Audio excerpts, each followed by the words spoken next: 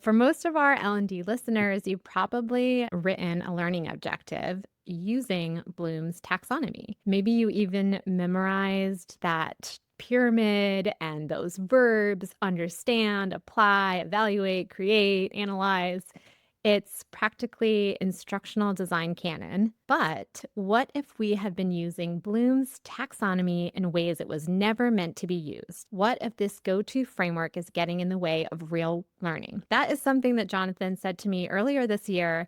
And it was a bug in my ear, and I wanted to revisit it and say, hey, can we talk about this on the podcast? So, Jonathan is going to guide us through a thoughtful critique of Bloom's, and we'll chat about learning objectives. So let's start big picture. Why do you think Bloom's taxonomy became so dominant in L&D, and what's the problem with how we're using it today? Number one, we never did anything on that area. So we just picked up what Bloom's taxonomy was. And so we applied something that was not designed for L&D into the L&D space. Secondly, I think that we are not comfortable with ambiguity. We've got to have models to prove our worth. We've got to say, well, this is based on this model. Otherwise, people won't hire us. And maybe that's where we need to have more conversations to educate people. So they're the two reasons I think that we use Bloom's taxonomy. But I'm not sure it's the most helpful tool for us in learning and development. A few years ago, I was actually facilitating ATD's Master Trainer program. We were talking about Bloom's and we were talking about the theory. And one of the participants who worked in a laboratory said, this really frustrates me. And I said, okay, so what's frustrating about it? She said, my boss won't let me do any courses unless I go and use the verbs of these three columns of the verb lists: the affective domain, the cognitive domain, and the psychomotor domain. So if I don't have a verb in that, I'm not allowed to use it. I've got to write every single learning objective based on that list. Here we are in 2020 using something from 1990 with words that don't even make sense in today's world. I find so many people are legalistically tied to this idea of, I've got to follow Bloom's taxonomy. Now, Bloom's taxonomy was never designed for adult learning. It was never designed for the work that we do in organizations. What happened was in 1948,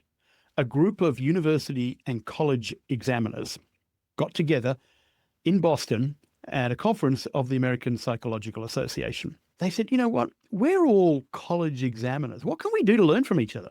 What can we do to make the way we write exams better? And they put together a committee to say, well, let's work out a way to be able to share resources to write better test questions. And they came up with the whole idea of the uniformity of learning objectives. And in the process of doing that, they started pulling them apart. And they came up with this three-bucket approach where they called domains, learning domains. And they said there were three learning domains. There's a cognitive learning domain, the psychomotor learning domain, and then the affective learning domain. And in our world, we often abbreviate them with three words I hate. And that is knowledge, skills, and attitudes. If you take a very superficial level, they can kind of clunkily work. And I know I'm offending people by saying this, and I'd love to hear their perspectives as well. But for me, I look at this, I just don't think they work. Let's start with the cognitive. Cognitive skills are all about thinking, and knowing is part of it. Knowledge is part of it. But ultimately, when you look at the hierarchy, the first two levels of the hierarchy start with knowing stuff and understanding. But the rest of them are about how you do things like analyzing, evaluating. They're thinking skills.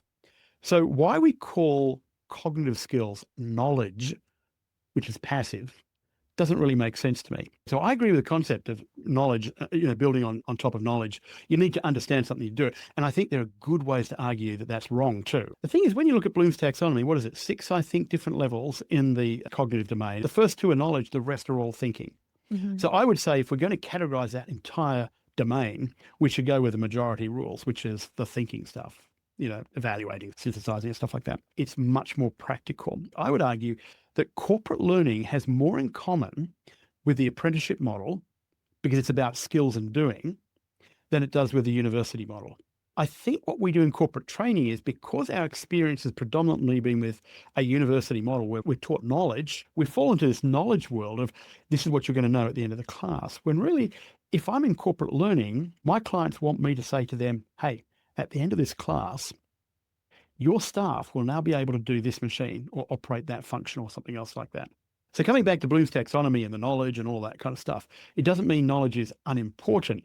It's just about the language we need, because to be able to do, you need to know. And that's kind of how that all plays together. I sometimes think we overvalue knowledge to the detriment of what we do in training. And the whole conversation in today's world of corporate is skills, skills, skills. Now, we have a good conversation about whether that's good or bad, and there's good and bad, but those skills are really what people are wanting to do. So that's where learning objectives live. They live in how we do stuff. I just went down that kind of complicated pathway to say that really, when we think of the cognitive domain, I don't like to call it knowledge because I think it's really about thinking.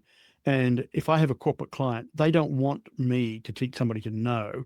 They want somebody to be able to analyze a spreadsheet. They want somebody to be able to create or innovate a new product or service. So I think leaning into verbs in that regard. We've talked about knowledge, so we've kind of talked about that being really about thinking. But the psychomotor domain is often called skills. And so if we say knowledge, skills, and attitudes, by using the word skills, we're implying that knowledge isn't a skill, or the cognitive domain is not a skill.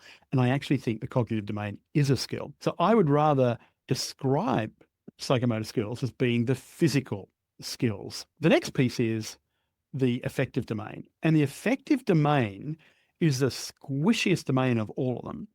And we often talk about attitudes, knowledge, skills, and attitudes. In some quarters, they say knowledge, skills, and abilities, because people say, what right have you got to analyze someone's attitudes? And I think that's a fair question. So they've replaced it with another A word, which I think is crap too.